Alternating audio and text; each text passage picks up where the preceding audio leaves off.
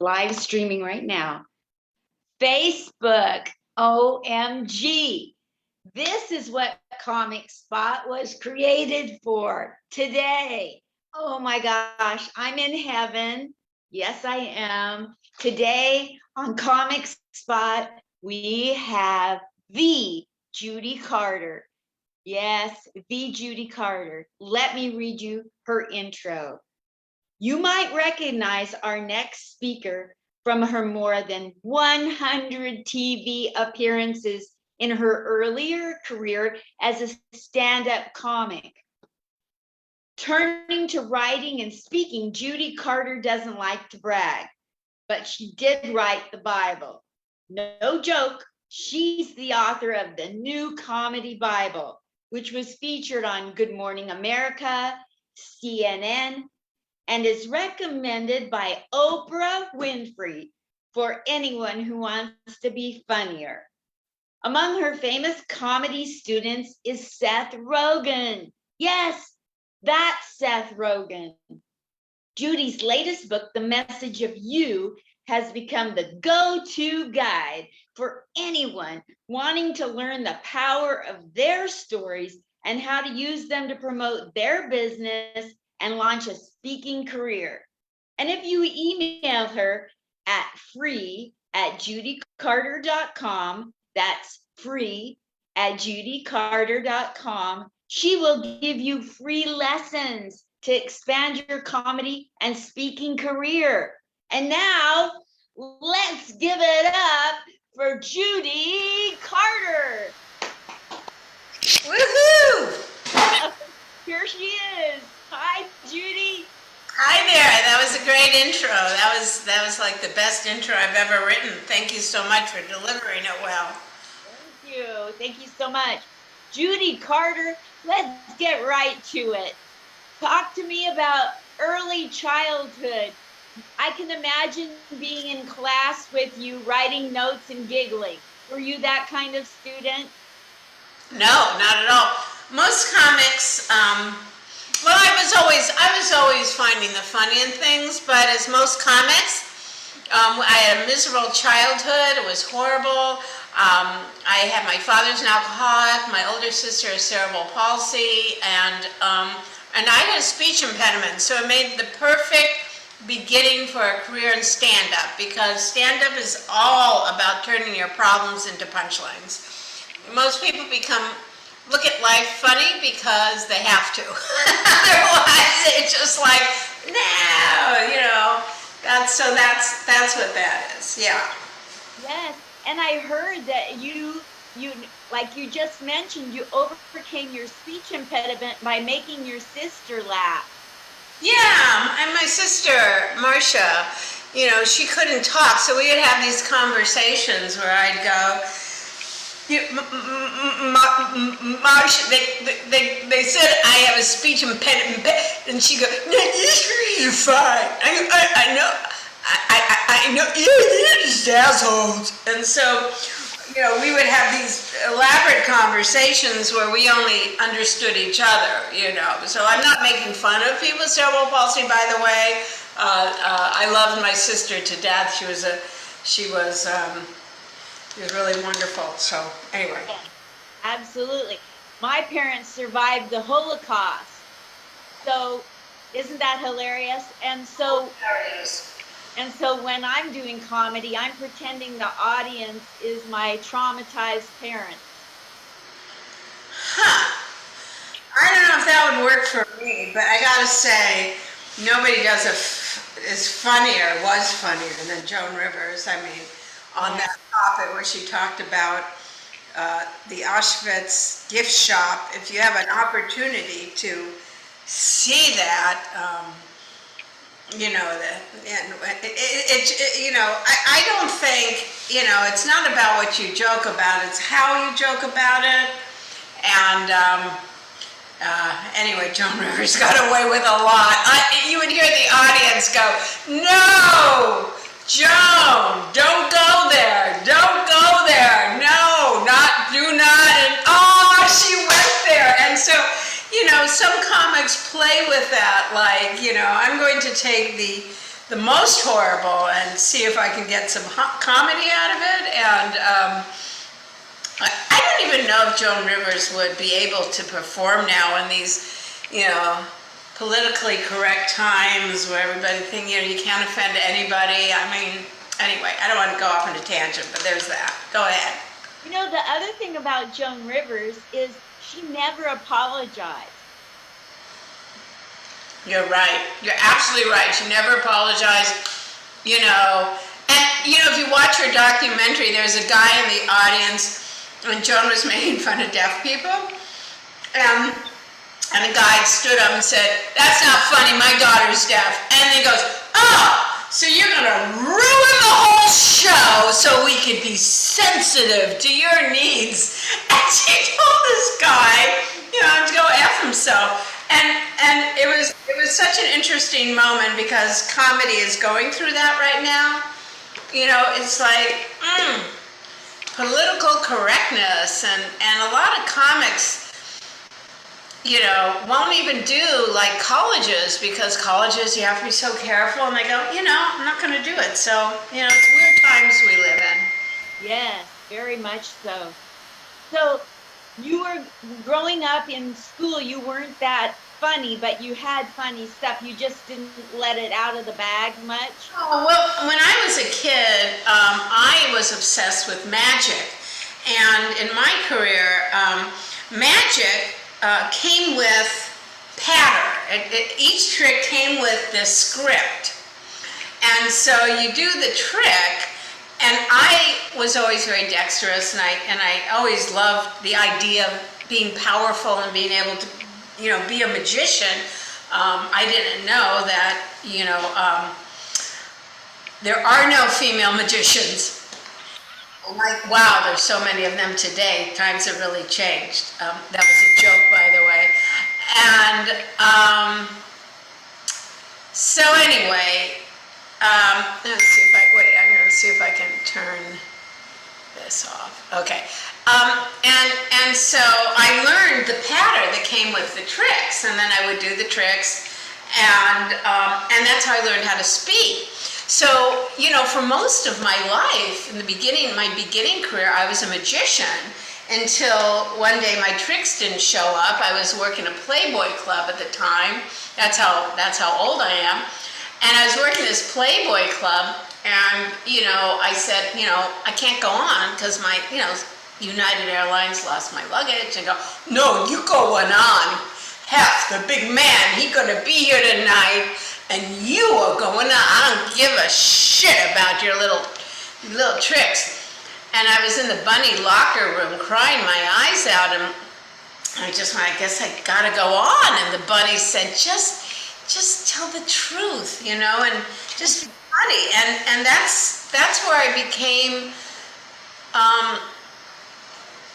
a comic, because I had to go out there and do 45 minutes, and otherwise I didn't know the mafia was going to get me. I didn't know my tricks, and I remember my first joke. I remember, I came out on stage and someone said, "Hey, take it off," and I go, "Shut up."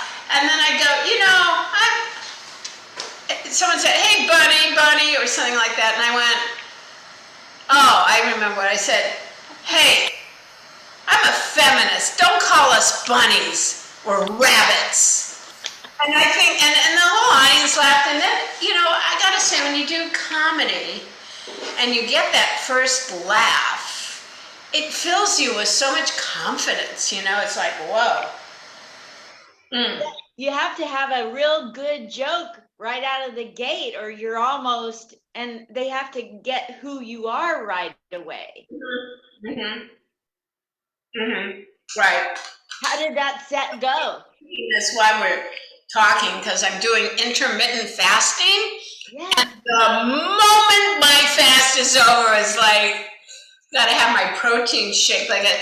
You can't, no, wait 30 seconds, bam, there I am. Okay. That's how I am with spending my paycheck. Hilarious.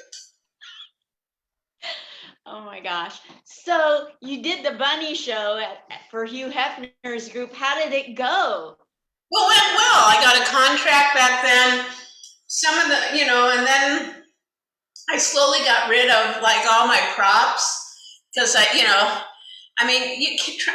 I was sawing a man in half, and want to see? I have a little like 30-second clip. Do you want to see it? I don't know. Can you show things? Yes, please. I don't know if it's even on this. Oh, I know how I can show it to you. I'll show it to you. It's hysterical. Can you still hear me and everything? Yes. Okay. So let's see. This is called collage. Oh, here it is. I found it. Wow. God, I'm getting good at this computer business. Okay. Let me see. Okay. Okay. So when I was doing magic, like, let me ask you something. Name some famous male magicians. Name some male magicians. Jimmy Schubert. Who's that? I never heard of that. Okay. Anybody else? Any other magician? Let's see. Or any magician. I would like magic if you did it, but magic scares me and I wish they'd make it disappear. Okay. Well, I would like it if you did it, not men. Okay. Well, name a famous female magician. Judy Carter. Mm. I don't know, Judy. There are none. So let me just point that out. So when I did magic, here's let's see. Can you make me co-host? If you make me co-host, then I can share my screen with you. And I'll show you the kind of magic I did, which is kind of funny.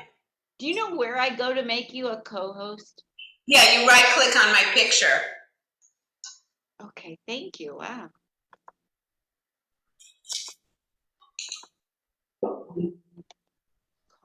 Yeah, there's 3 dots that come up when you put the cursor over me, and you go make co-host. Making you the host. All right. What? Great. Okay, so I'm the host. Okay, so this is what I'm going to do, and this is 30 seconds, so I think this will be good. So, okay, so here's me, young Judy, right? Can you see that? Yes. Okay, what? 1, 2, 3. This goes.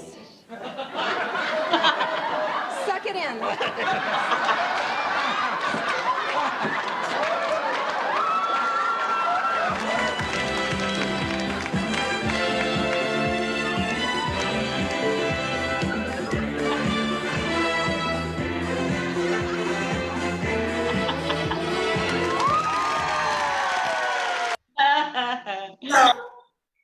So you Fun. it's like really inventive, and doing all that stuff, and I was traveling with a saw. So getting into comedy, that really helped me, get past TSA. Right. Anyway, that's my story. Oh my goodness. And you played the accordion? Did I read that somewhere? That's a long story. We don't have time in your 20-minute set here. Okay, so fast forward.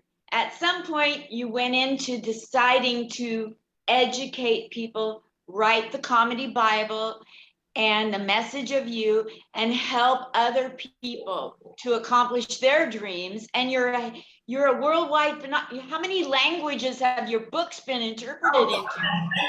So this is my latest book here, right? The New Comedy Bible, and the original book came out a while ago, and it really became very popular. Thanks to Oprah, who had interviewed me on her show, where she said, "I didn't know you could teach people to be funny," and you can't teach people to be funny. But if you are funny, I can teach people how to have a career in stand-up, which I've done for so many people. And so this is my latest book, which has like 48 exercises and also has this a workbook, and it's a Comedy Bible workbook. And it's really about putting in your problems, and it shows you like how to, this is one on self-mocking, make fun of yourself. So you fill it in, and here's pages to write in your morning pages. I'm actually doing it myself, and here's my stuff, because there's always something funny in every single day. Absolutely. That, like everywhere you look, every obstacle you can poke fun at. Mm-hmm. There's material everywhere if we just look at the world through those eyes. Absolutely. So what is it that you're what kind of legacy, how do you want to be remembered? I know every time you go to a club and you ask a comedian for any tips, they say to get your books. It's really funny that, our legacy is something we really don't create. It's really something the audience gives us. I'm sure Woody Allen wouldn't want his legacy to be that he's a child molester, alleged child molester. I mean, it's something that we really don't have control over, what our legacy is. If you told me when I was, that speech impediment kid, that I would grow up and be famous for writing books when, in high school I got D's in English, I would have said you were nuts.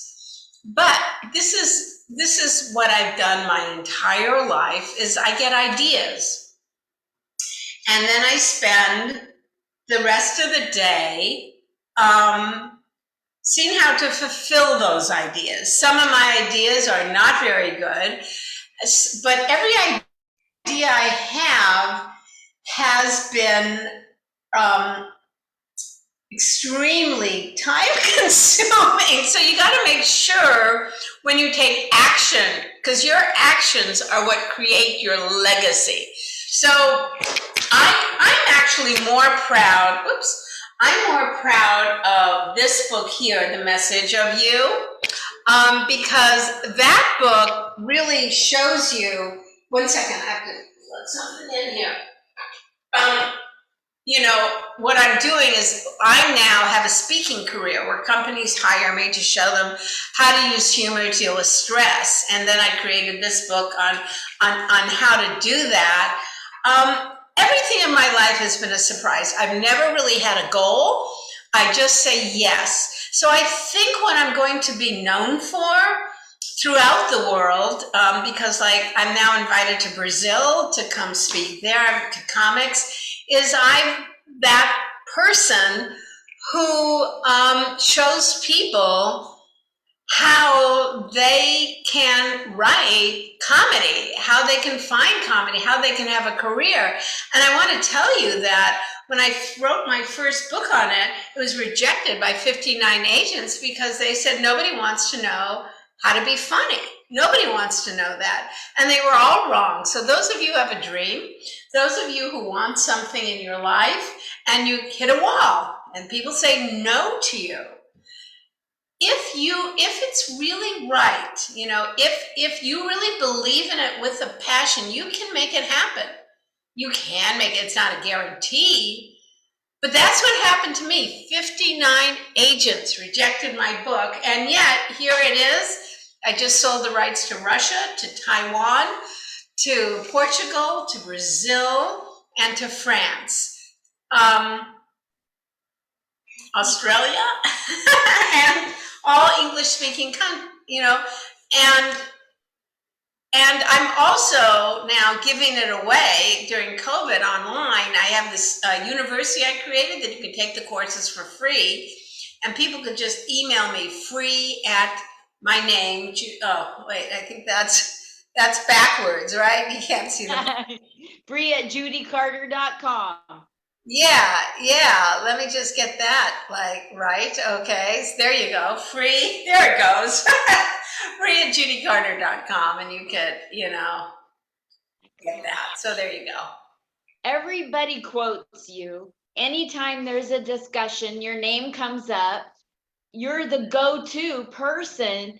Like there's other trainers out there, but nobody's as highly quoted and regarded as you. So what do you attest that to? Have you already spoken to what you attest it to?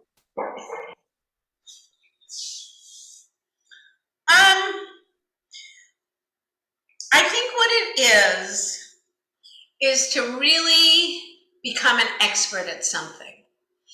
Really work hard to be an expert. I spent 17 years as a headlining comic.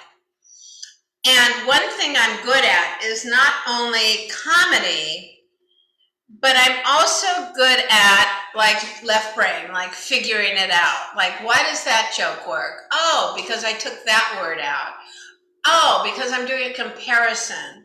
And I spent a lot of time like dwelling on why does something make people laugh and something doesn't make people laugh. And so I became an expert. I did a lot of thinking about it, research about it. I didn't just hire somebody to write a book. I wrote them all myself. And I spent 2 years each book I've written. And so I think, you know, if you have that kind of patience to do like right now, I'm doing what I feel is my legacy. And what I'm doing for my legacy is I started it as a one-person show about my life and becoming the world's first female magician.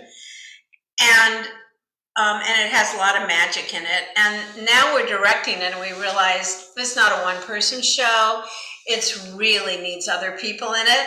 Oh, it needs music. Oh, it needs these big illusions. Oh my God. So next cut to this production of something I've been working on for 3 years now, and it's called A Death-Defying Escape from a Jewish Family. And it's really about using magic and comedy to tell a story of great depth and that asks the question, can we truly escape from childhood trauma? Can we really get past? Can we really let go of what has been done to us? And can we then create a future without that trauma, being affected by that trauma? And that's the question that this play asks. So it's a comedy. It has like amazing magic because as a child, I was strapped down in a closet to this chair and strapped down and, you know. And so in this play, I'm having this chair built. It's oversized, so I look smaller in it. In the play, at the end, I'm actually going to be strapped down. And not only am I going to escape, but I'm going to absolutely transform. I'm going to vanish in front of the audience. And so, I mean, I'm working with David Copperfield's illusion designer. I'm going like all in on this because I feel this is going to be my legacy and I want to bring it to Broadway or off Broadway or anywhere in New York, you know. So we're doing readings at the end of this month in LA. And this to me is my true legacy of everything. Are you making a comparison in how our traumas make us invisible? Well, you know, trauma doesn't make us invisible, age does. That's definitely in that, you know, where, you know, trying to get being 60 and get a hostess to notice you. I go like, oh my God, I've created the best magic trick ever. I'm invisible. If I'm visible, maybe I should stop wearing concealer. You know, so yeah, I don't think trauma makes us, I think we feel invisible as children, or powerless maybe is more of the word, but you know, I definitely feel age, and that's also an element in this show of how do we become seen, you know, but you're right, yeah. What are you going to call your show? A Death-Defying Escape from a Jewish Family. I love that. I love that so much. So I'm getting questions. Can I take a minute to refer to them or do you want to respond later? No. Ask questions. So Ziggy Susser is on here. Denise Medina. I love Ziggy. Don't you love him? Sometimes he's for the birds. He has that bird on his shoulder. I love Ziggy so much. So let's see. Ziggy is saying hello, and he's not asking a question. And let's see. She says that James Esterline says you kick ass. Something about your hot pocket is done. And Denise Medina says hello. This just shows you everybody interested in me and comedy takes a lot of drugs. I'm just saying that right now. They're going like, is your hot pocket done? Yeah. Okay. Thank you, people. Welcome to the world of comedy. Oh my gosh. So you have the new comedy Bible. So what year did the original comedy Bible come out? Oh my God, I know that. It came out the day before 9/11 when I was launching a tour of comedy right after 9/11. It came out like 9/10/2001. And I told my publisher, Simon Schuster, I said, we have to rewrite this whole book because it says Bill Cosby is an icon and Louis C.K. needs to be emulated. And I have to, so that's why it took me like, was it 22 years, but I did write the new one, the New Testament, by the way. So there you go. Oh my goodness. So I personally want to become a motivational speaker talking about overcoming your traumas to the point where you can help others overcome your traumas. Oh, interesting. Okay. Very good. That's a good topic. That's a really good topic. Yeah, so I'll be taking if you have a class on motivational speaking on top of the book? If you follow me on Instagram, and you go to the top, there's a button to click to watch the webinar on how to find your message. Because when you do, and it's about, you need to write a 1-minute pitch. Nobody needs to write their speech if you want to be a speaker. You have to write your pitch. So you write your 1-minute pitch, and it has to be done in a certain kind of way because corporate obviously has languages that don't include hot pockets. So you have to do that, and that shows you how. And also, if you just email me free@judycarter.com, you could take the free online classes. So I'm kind of giving it away. I'm very grateful that my books have become so successful, and my career as a motivational speaker is so successful that I can now afford to give away things for free. So I'm just, that's my legacy. Oh my God, she was generous with what she knew. So I hope that's the way I'm remembered, and continues, Who's your favorite living and deceased comedian of all time, any gender, any pronoun? Oh, I can't say of all time. It really changes. I'm very fond of Wanda Sykes. I find her to be an incredibly great writer. She also wrote for Chris Rock, and I'm fond of him as well because his jokes are so well thought out. His material is so well written, and she used to write for him, and it's obvious. So I really like that. I really like the breakthrough comics of people who have created their own past. Like there are a lot of lesbian comics that you never see on television because of homophobia. I'll say that. And so that's Vicky Shaw, brilliant. Suzanne Westenhofer, genius. These are people that I would pay to see because they're really doing some very interesting stuff. And there's so many comics now. It's hard to keep up. I'm sorry, comics go damn it, Judy, stop writing these books. You're creating too many stand-up comics, too much competition. We can't get stage time now. So anyway, that's my story.